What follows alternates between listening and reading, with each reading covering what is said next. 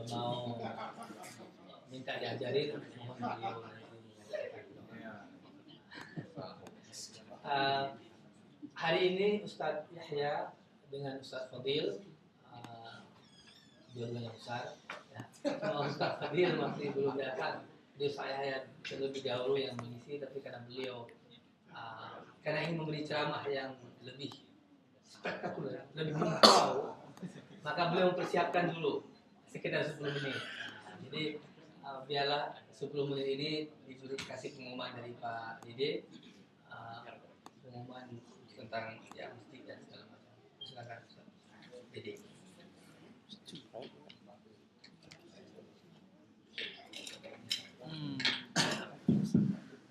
Assalamualaikum warahmatullahi wabarakatuh. Terima kasih Pak Julfikar. Jadi sambil menunggu persiapan dari Ustadz, ada beberapa pengumuman dari pengurus bahwa ini mungkin sekedar informasi bahwa nanti siang itu ada presentasi dari Jasmine Hajj yang pengelola haji jam 12.30. Mereka akan datang ke sini untuk mempresentasikan program mereka tentang haji untuk tahun ini. Barang siapa yang ingin hadir, ingin tahu mengenai haji, silahkan datang nanti siang. Lalu minggu berikutnya, minggu depan juga ada presentasi dari Raudoh Sydney. Nah, silahkan datang yang ingin mengetahui tentang haji. Juga minggu depan insya Allah juga akan sekalian diadakan manasik haji, tapi tidak lengkap. Maksudnya tidak lengkap mungkin karena terbatasan waktu. Jadi IMCV akan mengundang beberapa pengelola haji untuk mengadakan presentasinya di sini. Untuk pembangunan masjid, selama ini kita masih membangun sedikit-sedikit. Rencananya kita akan membangun kitchen yang dananya sudah ada dan sumbangan dari beberapa dari seseorang, dan insya Allah kitchen akan dibangun segera mungkin. Lalu toilet laki-laki yang tempat wudhunya yang biasa dilihat menggunakan stainless steel, insya Allah nanti akan diganti tile semuanya, dan itu insya Allah sedikit-sedikit. Lalu mengenai yang lainnya insya Allah juga bisa berurutan. Untuk kegiatan Easter, Westall mengadakan pengajian sehari penuh dari hari Sabtu Easter, Sabtu sampai tengah malam sampai besok paginya. Jadi Minggu dilanjutkan kuliah subuh seperti ini. Lalu kita adakan jalan cross country di Dandenong Range. Dari berangkat sama-sama setelah pengajian, insya Allah hari Sabtu Easter. Kajiannya ada 4 materi kajian pada hari Sabtu itu. Yang pertama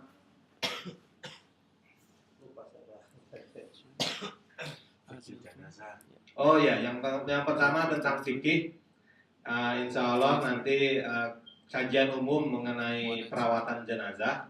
Lalu materi yang kedua mengenai history of Islam. Jadi cerita tentang sejarah Islam. Islamic story ya. History of Islam.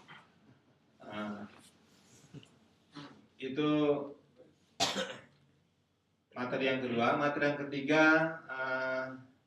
Qur'atul Quran. Jadi belajar mengenai lagu-lagu dalam membaca Al-Quran yang insya Allah akan disampaikan oleh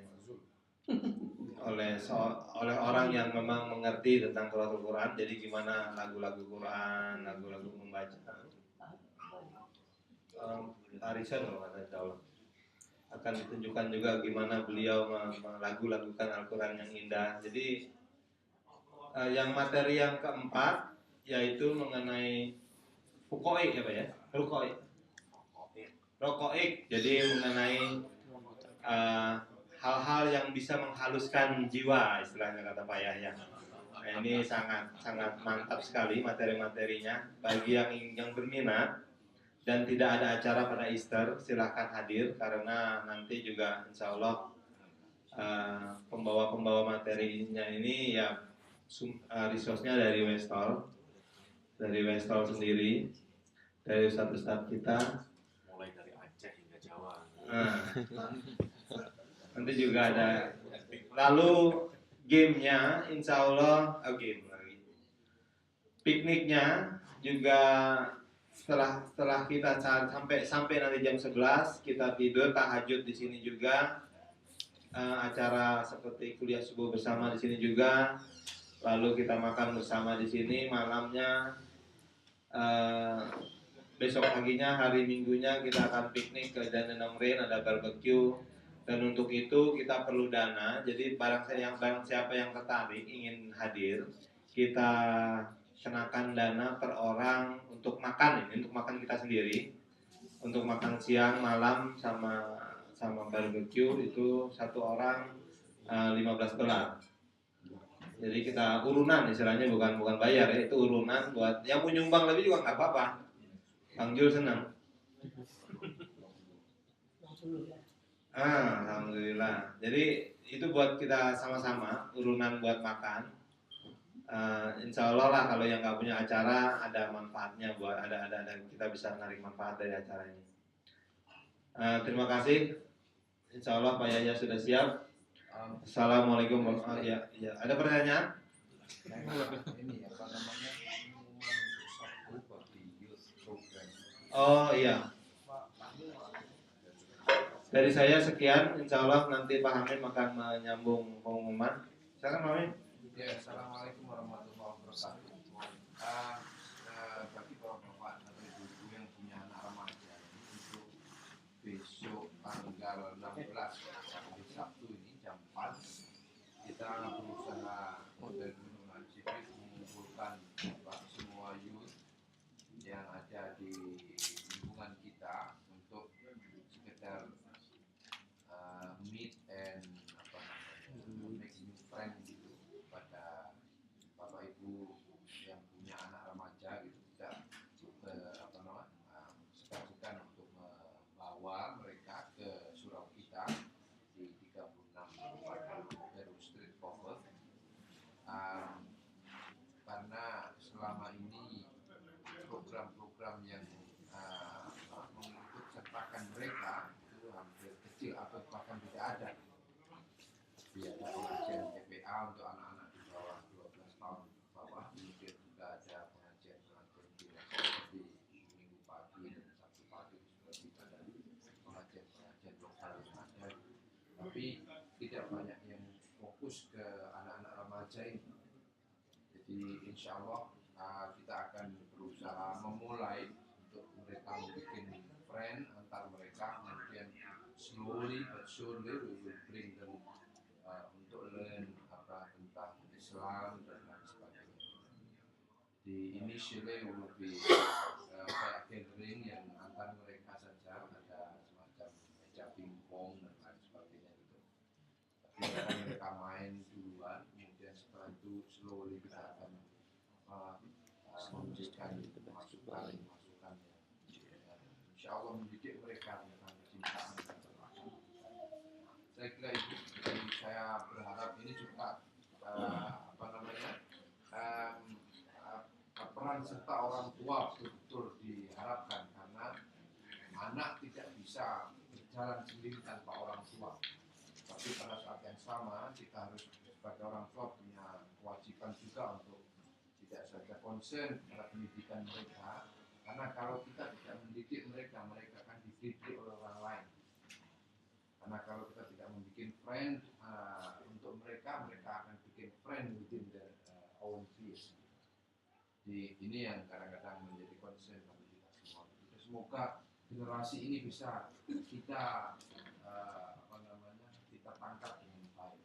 Amin. Saya kira itu sebagai pengumuman. Terima kasih. Assalamualaikum warahmatullahi wabarakatuh.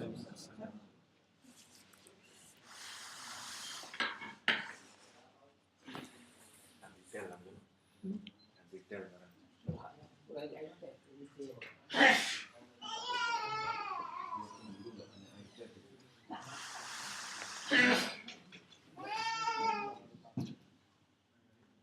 Udah miskin. Jadi ideal.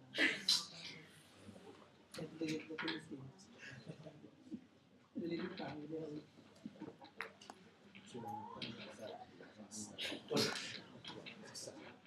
Assalamualaikum warahmatullahi wabarakatuh. Waalaikumsalam. Alhamdulillahirabbil alamin wassalatu wassalamu ala asrofil anbiya wal mursalin wa ala alihi wa ashabihi ajma'in.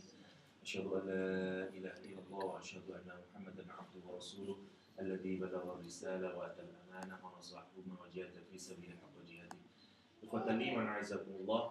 Alhamdulillah pagi hari ini kita bersama-sama dikumpulkan oleh Allah SWT dalam majelis yang insya Allah penuh barokah, majelis di mana setiap langkah kita dihitung sebagaimana langkah-langkah para mujahid di medan perang, sehingga balasan bagi orang yang mencari ilmu begitu sangat banyak sebagaimana yang digambarkan oleh Rasulullah dalam hadis-hadis yang seringkali kita ungkapkan.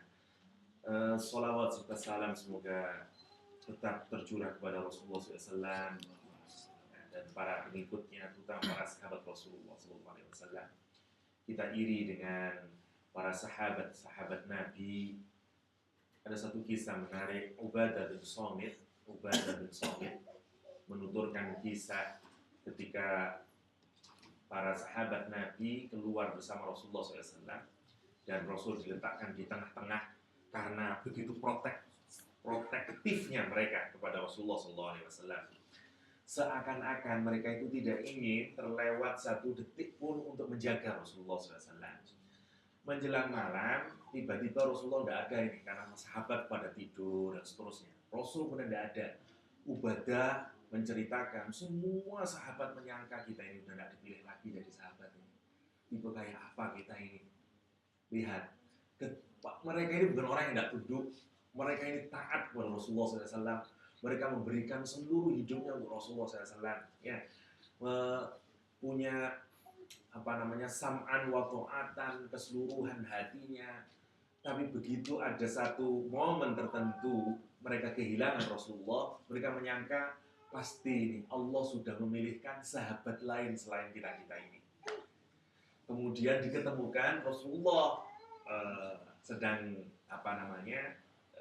di malam itu ternyata sedang keluar, dan kemudian setelah ditemui lagi dibilang, ya Rasul, apakah Allah itu sedang memilihkan sahabat yang lain untuk menemani? Kata Rasulullah, antum ashabi di dunia wal akhirah. Kata Rasulullah, kalian itu sahabat-sahabatku di dunia ini sampai di akhirat. Sampai di akhirat.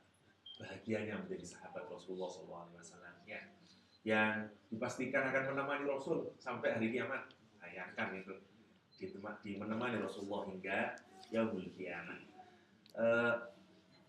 Ada pembagian yang menarik dari Syekh Afif tentang tobakohnya orang-orang yang masuk surga.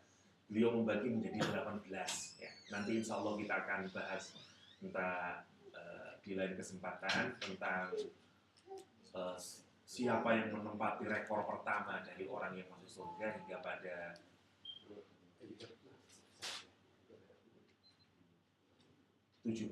tinggal 18 golongan. Pagi hari ini kita melanjutkan kajian Tafsir Ibnu Katsir yang masih di ayat 124, betul ya? 124 yang kemarin sudah kita awali pembahasannya tentang, kita switch, kalau kemarin selalu berkaitan dengan Nabi Musa dan Yahudinya, kita masuk sekarang ke Nabi Ibrahim, kisah dengan Nabi Ibrahim.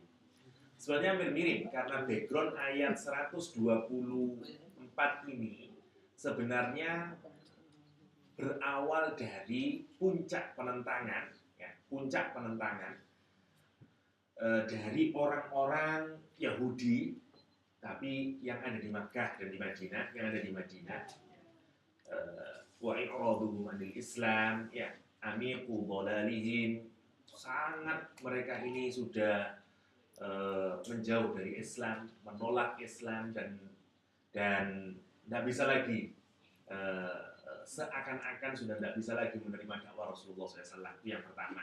Yang kedua, penentangan mereka juga terus-menerus kepada Rasulullah dan kaum muslimin. Dan yang ketiga, background ayat ini sebenarnya setelah terjadinya pemindahan Ka'bah, ya, pemindahan arah kiblat maksud saya, dari Masjidil Aqsa ke Masjidil Haram, ya, dari ke Palestina sana kemudian ke Mekah. Dan ini menimbulkan makin ketidakpercayaannya orang-orang Nasrani terhadap Islam. Nah, ayat 124 ini itu seakan dalam satu sisi merupakan hiburan bagi dan penguatan bagi orang-orang Muslim bahwa meskipun mereka dianggap tidak punya tali temali seakan-akan bagi orang-orang Yahudi, wah Islam ini tidak benar. Lihat itu sekarang udah merubah kiblat, makin ditentang lagi. Lah Allah SWT terhadap orang-orang mukmin ingin membukakan dan juga agar orang-orang Nasrani itu juga mengerti bahwa ayat 124 ini ingin mengingatkan kepada ujung dari agama Samawi itu, yaitu ke Nabi Ibrahim alaihissalam, dan nanti Rasul itu juga Allah seakan-akan ingin juga menyatakan bahwa namanya orang beriman itu sudah pasti nanti akan ada ujian, ada mihnah, ya, ada taklif yang syaqqah, ada takalif syaqqah yang akan pasti dialami bagi orang-orang yang menempuh jalan kebenaran, kira-kira kayak gitu. Sehingga tuntutan kesabaran itu mesti tuntutan kesabaran di dalam menunaikan perintah Allah itu sebagai sebuah kemestian yang pertama. Dan yang kedua juga menunjukkan bahwa pindahnya arah kiblat dari Masjidil Aqsa ke Masjidil Haram itu punya basis yang sangat kuat, karena toh Ka'bah itu yang mendirikan adalah Nabi Ibrahim nanti, yang re-establish, ya, karena Nabi Ibrahim itu bukan yang membangun dari awal, ya, bangun dari awal. Itu backgroundnya kalau mau kita lihat ke belakang. Kita lihat lagi sekarang ayat 124. Bismillahirrahmanirrahim. Wa idzibtala Ibrahim rabbuhu bikalimatin fa'atammahun. Ya. Ingatlah ketika Allah SWT memberikan ujian, ketika Tuhannya Nabi Ibrahim itu, yakni Allah SWT, menguji Nabi Ibrahim dengan kalimat, ai takalif syaqqah, dengan beban yang sangat berat. Kenapa disebut beban sangat berat? Karena memang beban yang diberikan oleh Nabi Ibrahim itu sangat berat. Apa saja di antaranya takalif syaqqah yang diberikan Allah kepada Nabi Ibrahim? Yang pertama, hijratuhu minal waton, pindahnya Nabi Ibrahim dari daerahnya di Palestina, nanti pindah ke mana itu? Dari Kanaan ke mana? Ke Makkah, sebagaimana perintah Allah nanti ketika disuruh pindah ke tanah yang belum ada penghuninya, nggak ada tanamannya, tapi di situ. Nah, ada banyak hadis yang menuturkan kisah tentang hijrahnya Ibu Hajar, ibu kita semuanya ini, Ibu Hajar dan anaknya Ismail yang ditinggal di tanah yang orang belum ada. Bayangkan betapa beratnya kita punya istri, harus meninggalkan istri kita di tanah yang air nggak ada, tumbuh-tumbuhan nggak ada, dan seterusnya. Kalau kita baca kitab Taurat, ada semacam cerita yang berbeda antara versi Taurat dengan versi Al-Quran dan hadis, berkenaan tentang motif apa yang membuat Hajar dan Ismail itu disuruh pindah oleh Allah SWT ke Makkah. Dalam Taurat misalnya, saya baca ini misalnya dari Ibnu Ashur misalnya, untuk menjelaskan bahwa di Taurat itu begitu Siti Sarah yang sangat cantik itu tidak memiliki anak, sehingga Siti Sarah kemudian memberikan budak. Hukum pada saat itu, budak itu boleh untuk seperti istri, diperlakukan seperti istri. Nah, kira-kira begitulah. Nah, Hajar ini adalah pemberian dari Sarah itu sendiri. Nah, dengan harapan agar Hajar ini nanti memiliki seorang anak. Ya. Itu niatan awalnya adalah muncul dari Siti Sarah sendiri dalam versi Taurat. Dan itu masih fine. Selanjutnya begitu sudah mulai hamil, mulai cemburu muncul. Nah, mulai cemburu muncul sampai begitu punya anak yang masih kecil, itu makin bahasa Jawanya itu geting, bahasa Jawanya. Bahasa Jermannya itu apa? Geting itu. Nggak suka dengan Maryam ini, dengan Hajar yang sudah mulai punya anak. Bahkan kalau di Taurat dijelaskan, justru Sarah lah yang meminta kepada Nabi Ibrahim agar Hajar ini jangan ada di depanku. Tidak tahan dia melihat itu. Pokoknya harus dikeluarkan. Nah, itu kalau versi Taurat. Seakan-akan Sarah ini posisinya sebagai satu pencemburu, perempuan yang tidak toleran, dan seterusnya. Tapi kalau kita baca Sahih Bukhari misalnya tentang kepindahan Ibu Hajar dan Ismail ke Makkah, tidak ada cerita itu. Sehingga gambaran, sekali lagi, gambaran tentang Hajar dan Sarah dalam Islam itu dua-duanya perempuan solihah. Nah, tidak ada cerita kayak begitu. Tapi ini seakan-akan skenario yang dibikin oleh Allah SWT. Karena nanti orang Arab itu dulu terbagi menjadi, kalau saya tidak keliru, 5 tribe, 6 tribe. Ya.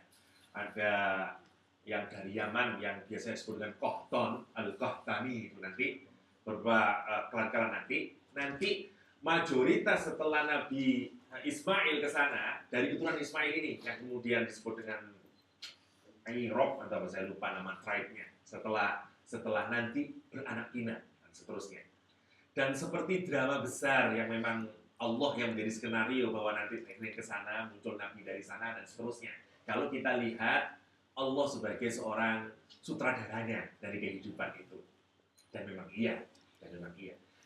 Nah, singkat cerita, kalau kita lihat dalam keadaan bagaimana ujian yang sangat tidak berat. Ya, Nabi Ibrahim lama tidak punya anak, sudah sangat kepingin memiliki seorang putra, dan kemudian Allah memerintahkan Nabi Ibrahim alaihissalam untuk memindahkan istrinya Hajar dan anaknya yang baru lahir itu, ya, yang masih kecil itu namanya Ismail, ke tanah yang belum ada kehidupan di sana itu. Hanya dibekali, kalau di Sahih Bukhari, dibekali air dan kurma.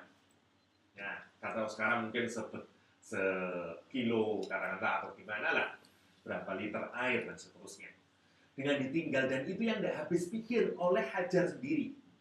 Misalnya di Sahih Bukhari misalnya dijelaskan, berkali-kali Siti Hajar itu bertanya kepada Nabiullah Ibrahim. Apa kata Siti Hajar? Ya Ibrahim, aina tadhabu wa tatrukuna bihadal wadi alladhi laisa fihi insun wala syai'.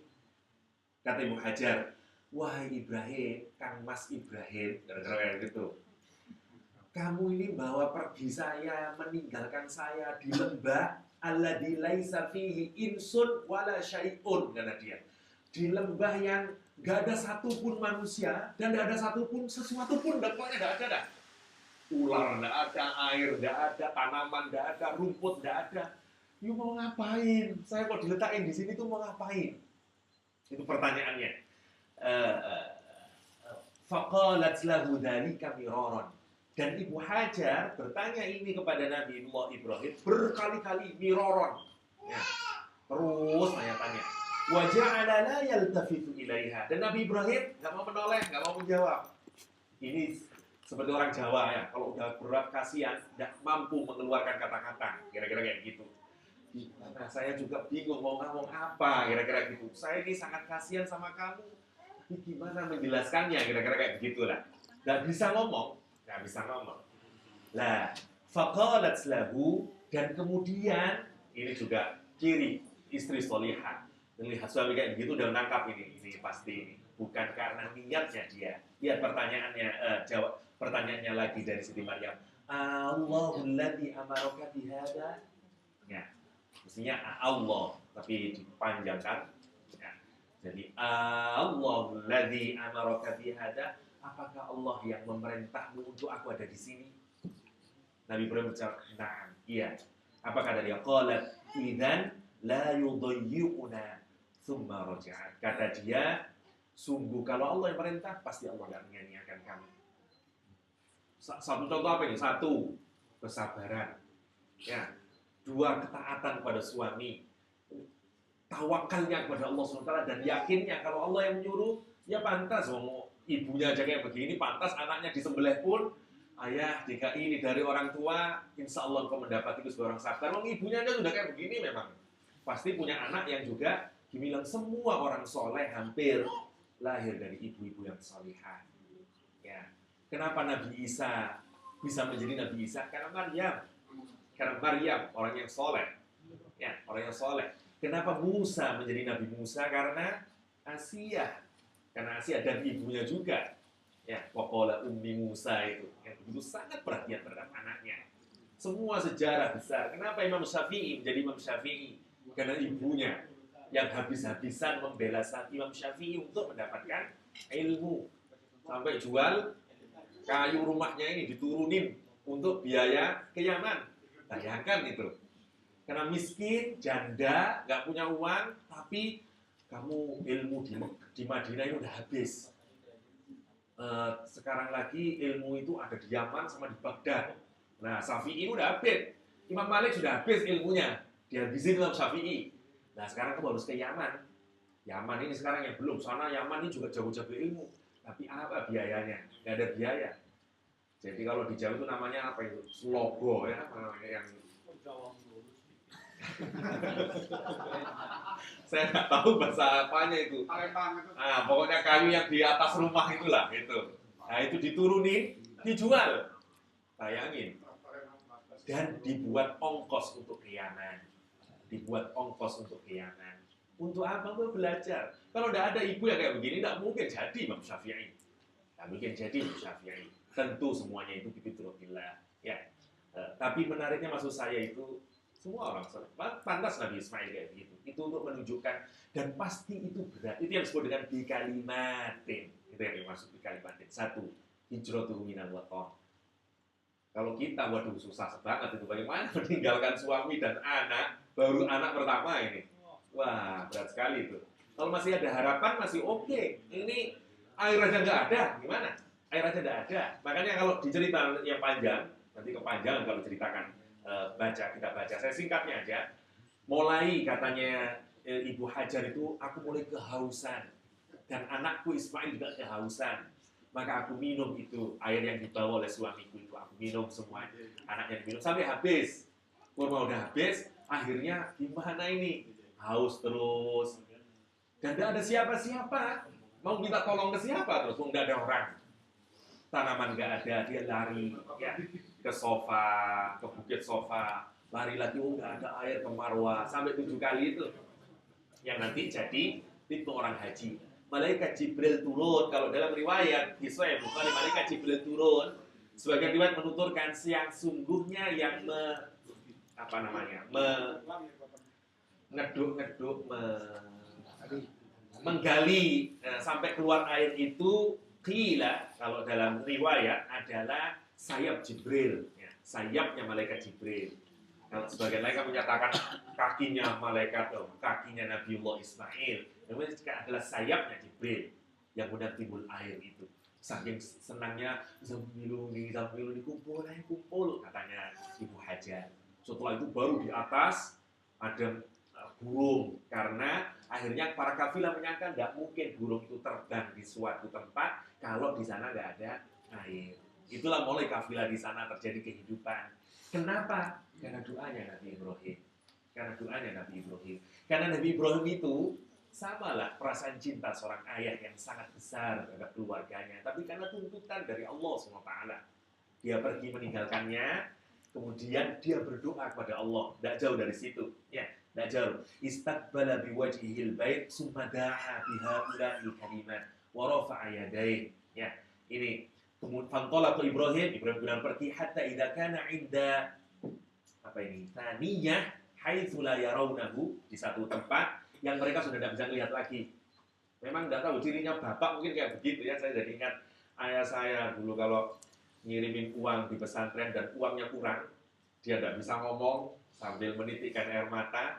Terus nanti kalau sudah tidak bisa melihat, dia melihat dari belakang. Ya maksudnya memang apa tidak tahu, mungkin memang tipe-tipe ayah kayaknya begitu. Istaqbala biwajhihil bait, kemudian Nabi Ibrahim menghadapkan wajahnya menuju ke arah tempat dari istri dan anaknya itu, summa da'a bihaula'il kalimat, dan kemudian berdoa dengan doa ini, wa rafa'a yadayhi, dan kemudian mengangkat tangannya, faqala rabbana inni askantu min dzurriyyati biwadin ghairi dzi zar'in inda baitikal muharram ila akhirih hatta balagha yashkurun. Ya, di surat Ibrahim ayat 38.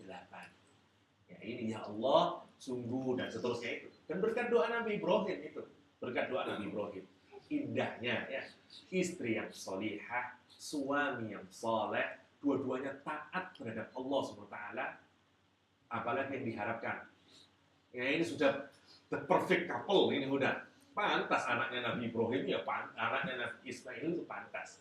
Dan itu sangat berat bagi Nabi Ibrahim. Itu yang disebut dengan bikalimatin. Itu yang disebut dengan bala. Ya itu, disuruh ingat-ingat itu. Mah dipersekusi ditolak oleh orang Yahudi, oleh orang yang macam-macam. Ingat lu, bapakmu itu, mbahmu itu, Ibrahim itu, kan gitu. Ini kan orang Arab, ke orang Arab yang ditolakin oleh orang-orang Yahudi yang migran itu dulunya, ya, ke tinggal di Madinah, dakwah Islam tidak diituin. Seakan-akan itu menimbulkan gimana ini, kok kita diuji terus, kira-kira begitu. Diingatkan karena mereka ini cucu-cucunya Nabi Ismail, orang-orang Arab itu. Cucu-cucunya, anak cici-cicitnya Nabi Ismail. Diingatin, you belum apa-apa, ingat mbahmu. Kira-kira itu. Mbahmu dulu itu suruh sendirian bahkan di tanah yang belum ada apa-apanya. You belum apa-apa, kira-kira begitu.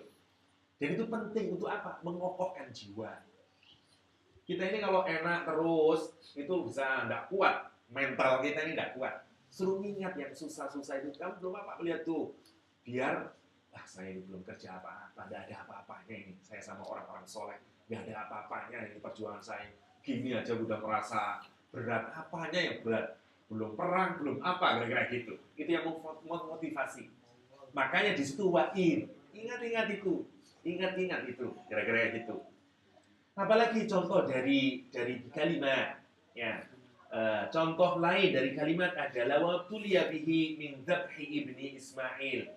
Ya, disuruh nyembelih anaknya sendiri Nabiullah Ismail. Saya tidak berani jamin ada satu orang di dunia ini yang kalaupun diperintah oleh Allah mau menjalankan nyembelih anaknya sendiri. Gimana coba nyembelih anaknya sendiri? Aduh, saya tidak tahu. Kalau orang tidak punya keyakinan iman kepada Allah SWT, ya pasti nggak bisa nerima itu. Nggak bisa nerima. Godaan pertama dari kita itu adalah akal. Karena itu ulama akhlak kadang-kadang akal kita itu menjadi penghalang kita untuk iman. Ya, kadang-kadang tidak jaminan orang pintar itu justru imannya makin baik. Ya. Kadang-kadang justru logika, akal, kepandaian kita itu yang menjadi hijab kita untuk bisa al-wusul ilallah, untuk bisa punya yakin ilallah, untuk punya iman yang baik pada Allah. Kenapa? Karena semuanya kita filter dulu dengan akal nih. Masa begini, nggak cocok ini kayaknya ini. Nggak ada, masa Islam gini. Nah, jadi nanti like and dislike aja yang masuk. Gitu.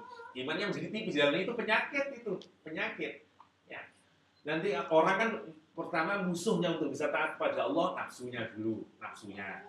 Nah kalau nafsunya mau diajak sholat, wah masih seneng yang lain ini, masih nafsunya. Kalau nafsu sudah dikendalikan, nanti musuh kita bisa akal kita.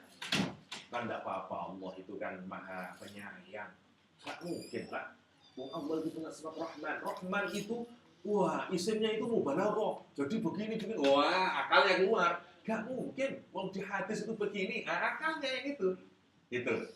Dan itu contoh drastis antara ketundukan kepada Allah dan akal kita. Mana yang mau kita tuhankan? Akal kita atau kepasrahan kita? Iman menuntut kepasrahan. Islam artinya surrender, submit kepada Allah SWT. Apa yang harus disubmitkan? Termasuk akal kita ini harus submit kepada Allah SWT. Ya. Desire kita harus submit kepada Allah SWT. Itu yang contoh dari penyembelihan Nabi Ibrahim. Yang ketiga, penyembelihan Nabi Ibrahim, Nabi Ismail. Dan yang ketiga, contoh dari bikalimatin, kata Ali As-Sabuni dalam tafsir Al-Wadih. Saya baru nge-download, ternyata Syekh Ali As-Sabuni sudah memproduksi tafsir lagi. Saya ketinggalan. Beliau bikin lagi namanya tafsir Al-Wadih, ya. Salah satu ulama Saudi yang agak sedikit berbeda dengan mainstream, ya, yang di Indonesia diterima. Ya. Banyak dipakai kitab-kitabnya, namanya Syekh Ali As-Sabuni. Ya. Beliau ini jago tafsir. Ya. Ada Rawaiul Bayan yang lebih mengupas tentang ayat-ayat ahkam, ya. Ada Sofwatut Tafasir yang menghimpun 5 tafsir dijadikan satu, disaripatikan jadi Sofwatut Tafasir, dan beliau bikin tafsir lagi yang lebih pendek tapi menarik, judulnya Tafsirul Wadih, ya. Dari Ali As-Sabuni. Yang ketiga, contoh dari bikalimatin adalah sabruhu ala qadafihim lahu bin nari liyuhrikuhu. Ya, sabarnya Nabi Ibrahim ketika dibakar oleh Raja Namrud, ya. Bagaimana ketika diuji dengan kesabaran sebagaimana yang saya kemarin ceritakan itu, ya. Bahkan malaikat turun, apakah butuh bantuan? Kalau terhadapmu aku tidak butuh bantuan, tapi kalau Allah aku butuh bantuannya. Tapi aku yakin Allah memenuhi hajatku, memenuhi permintaanku. Ini Nabiullah Ibrahim. Ini yang disebut dengan wa'idibtala Ibrahim rabbuhu bikalimatin. Dan menariknya fa'atammahunna. Kalimat yang dipakai fa'atammahunna. Fa'atammahunna itu artinya fa'addahunna ala wajhil kamal wat tamam. Nabi Ibrahim itu memenuhi perintah Allah, baik yang berupa anjuran dan larangan, secara sempurna dan secara tamam, ya sempurna juga. Maksudnya di dalam memenuhi perintah Allah itu kamal wa tamam. Kamal wa tamam itu pokoknya yang terbaik di dalam memenuhi perintah Allah. Kalau kita ini kan enggak, ya. Jujurnya kalau kita ini, kalau kita mungkin ada ayat turun tentang kita, nggak akan digunakan kata fa'atammahunna, itu nggak mungkin. Cara sholatnya, sholat akhir-akhir mendekatin, ya. Semuanya nggak ada itu fa'atammahunna. Nggak ada. Pasti bentuk hasilnya itu bukan itu. Ini fa'atammahunna kira-kira kayak distinction ini sudah. Ya HDI distinction sudah. Itu cara Nabi Ibrahim memenuhi panggilan, meskipun panggilannya begitu amat sangat berat. Kita dikasih balak yang nggak berat pun, nggak fa'atammahunna, itu anehnya kita ini. Belum diuji yang berat pun, itu masih belum fa'atammahunna. Bagaimana kalau kita ini diperintah sesuatu yang sangat berat,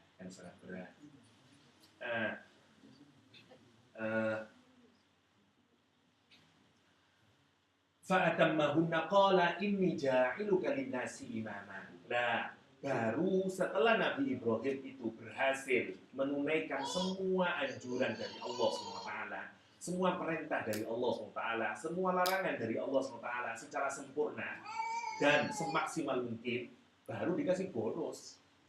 Nah, apa bonusnya? Inni ja'iluka linnasi imama. Aku Ibrahim akan menjadikanmu sebagai imam bagi manusia. Ini prestasi tertinggi secara spiritual, ya. Imam menjadi qudwah, menjadi panutan, menjadi contoh, menjadi example bagi siapa? all human being pada saat itu. Kalau mau niru akhlak yang baik, Ibrahim. Kalau mau niru contoh iman yang baik, Ibrahim. Coba. Jadi itu prestasi yang tertinggi.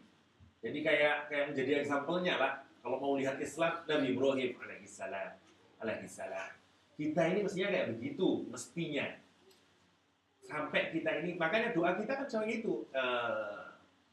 Waj'al lil muttaqina imama. Kan itu derajat prestasi tertinggi dari derajat spiritual yang bisa diraih oleh manusia. Kita masih berdoa terus itu. Robbana hablana min azwajina. Kita ingatnya azwajinanya terus, bukan yang imamanya. Ya Allah karuni saya istri lah. Itu tulus kalau itu azwajina wa dzurriyyatina. Giliran waj'al lil muttaqina imama. Lah itunya yang kurang. Padahal permintaan dari kesungguhan kita adalah kita ingin dijadikan imam. Bagi siapa? Di orang mukmin. Loh kalau imamnya itu orang mukmin, ya pasti itu sudah derajat spiritualnya bagus. Kita bukan jadi imam westol ya, atau imamnya apalah orang-orang biasa itu imam lil muttaqin.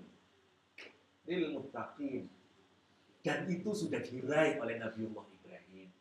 Allah sendiri yang bilang, "Inni aku ja'iluka menjadikanmu Ibrahim imam." Jadi imam.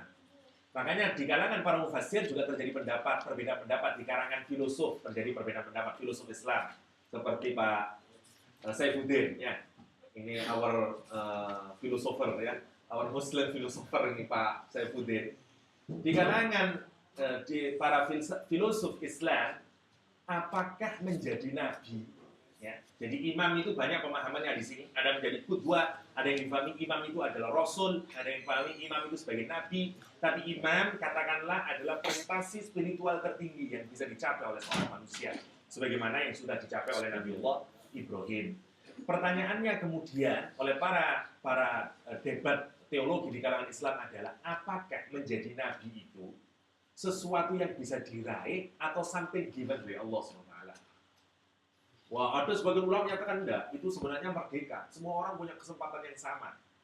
Tetapi dengan kata ja'iluka, enggak.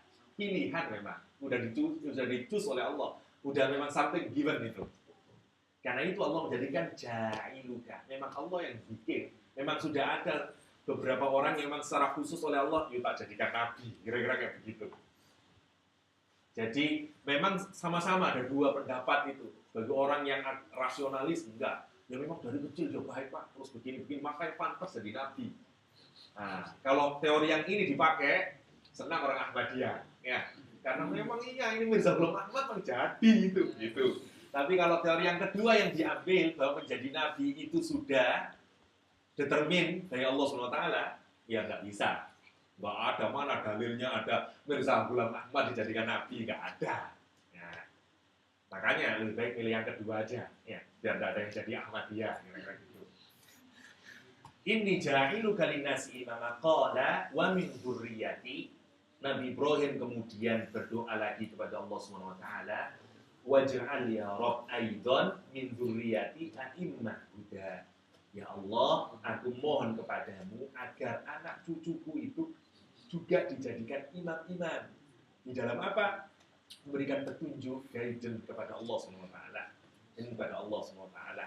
Nah, kira-kira seakan-akan Allah itu menjawabnya. Kalau di sini kan qala la yanalu ahdul zalimin, sungguh tidak akan memperoleh perjanjian ini, yakni dijanjikan ini atau honor ini yang diberikan oleh Allah kepada Nabiullah Ibrahim ini bagi orang apa? Yang zalim.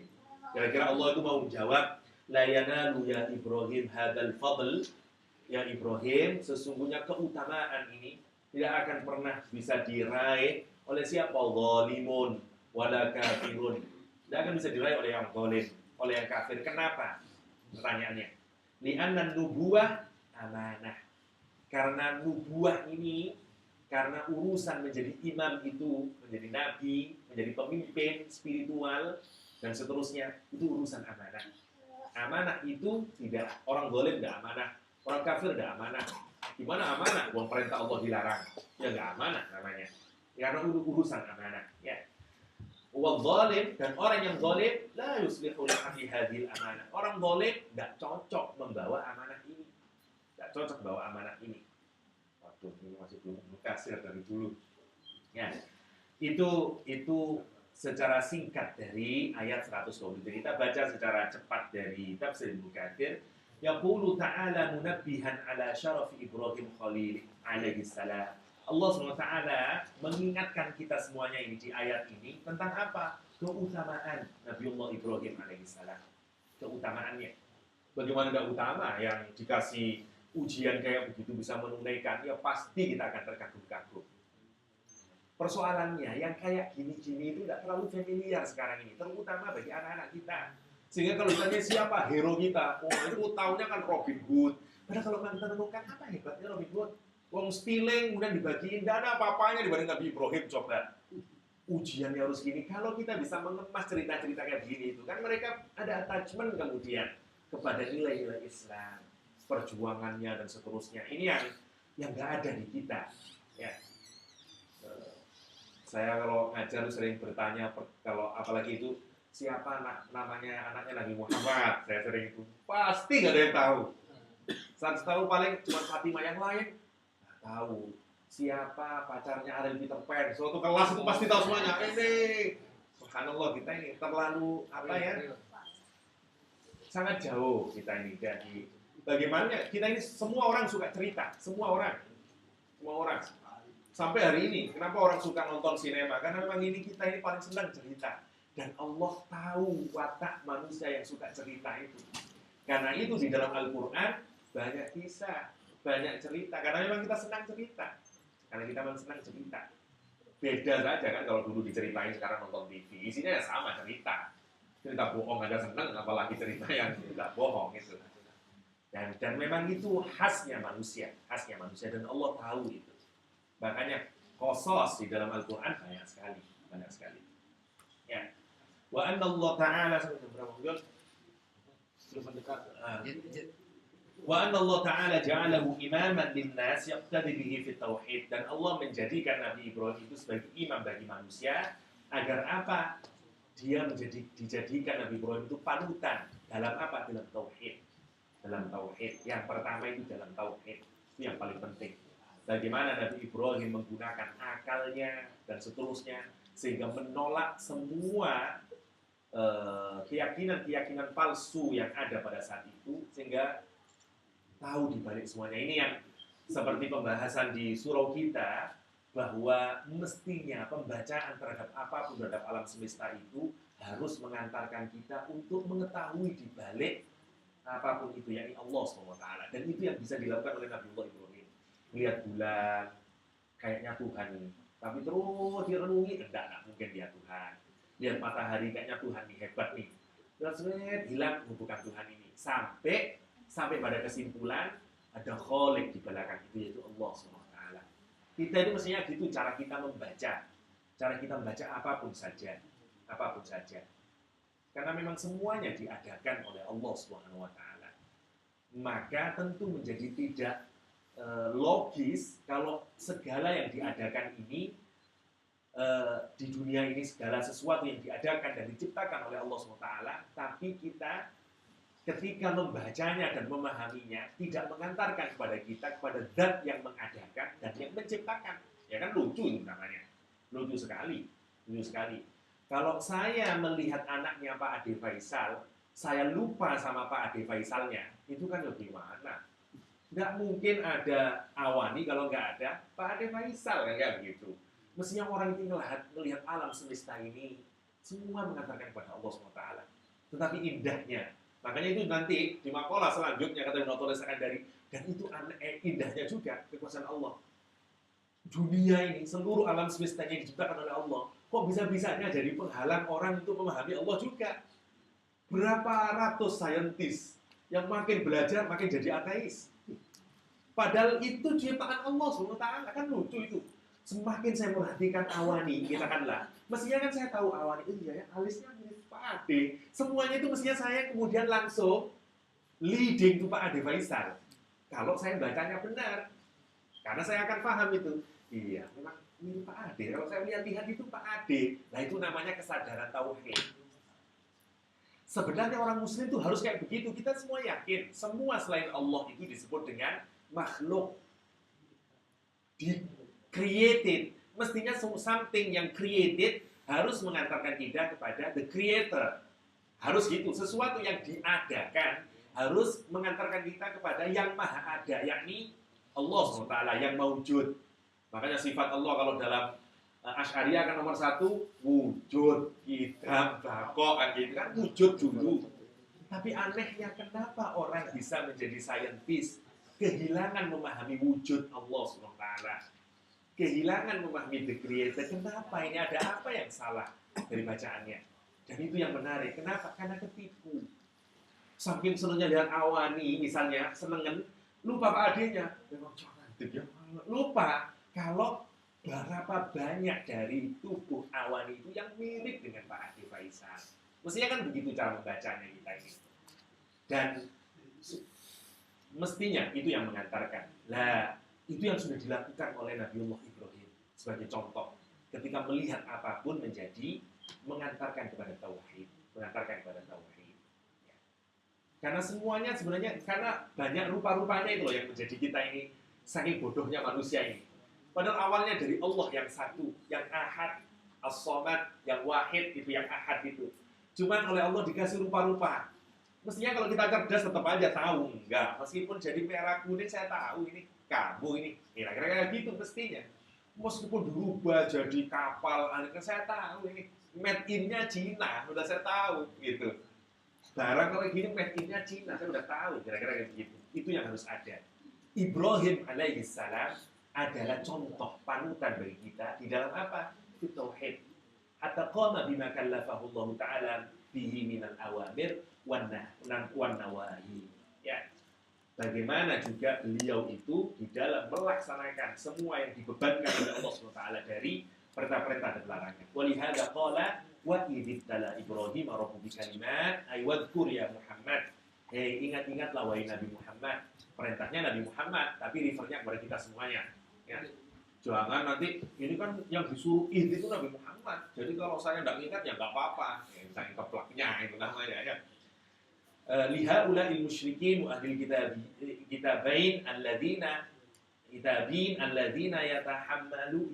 yantahiluna millata Ibrahim wa laysu 'alaiha. Ya, untuk ingat apa kepada orang-orang musyrik dan orang-orang ahli kitab yang mereka mengaku mengikuti millahnya Nabi Ibrahim wa laysu 'alaiha, dan mereka itu bukan mengikut dari Ibrahim.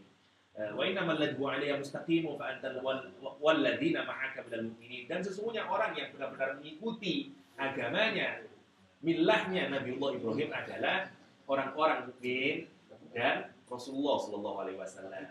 Uzkur liha ulai ibtila illa Ibrahim ay ikhtibaruhu lahu bima kallafahu bihi minal awamir wan nawahi fa atamma ay qama bihinna kulluhun. Kama qala ta'ala wa Ibrahim alladzi waffa, kata Al-Qur'an ya, di surat An-Najm ya. Dan Nabi Ibrahim menunaikannya dengan sempurna seluruhnya sebagaimana pujian Allah di dalam Al-Qur'an, wa Ibrahim alladzi waffa, dan Ibrahim yang memenuhi semuanya, menunaikan semuanya. Waffa masih cuma satu paragraf, tapi insya Allah isinya sudah disarikan tadi itu ya. Bang Jul sudah di depan, dan ini saya harus pandai membaca sign-nya itu apa ya. Ada Allah wa iyyakum ajma'in. Assalamualaikum warahmatullahi wabarakatuh.